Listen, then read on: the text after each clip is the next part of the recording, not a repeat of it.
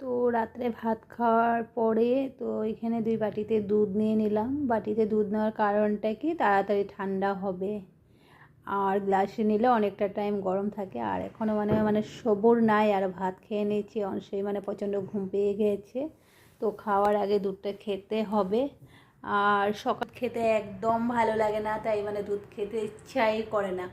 তো ভাবলাম এখনই দুধ দিয়ে দিয়েছে রিয়া, তো চলো টেস্টি। তো চলো, তোমাদের খাওয়া দাওয়া কমপ্লিট হলো কি না কমেন্ট করে বলো। আর আমার খাওয়া দাওয়া আজকে কমপ্লিট হয়ে গেল, খাওয়ার পরে বসে আছি। তো বিছনা ঠিক করতে হবে, আমার এইটা তো একদম ভালো লাগে না। বিছনা ঠিক করতে আমার মতন কে কে আছো, রাত্রে খাওয়া দাওয়া পরে বিছনা করতে ভালো লাগে না?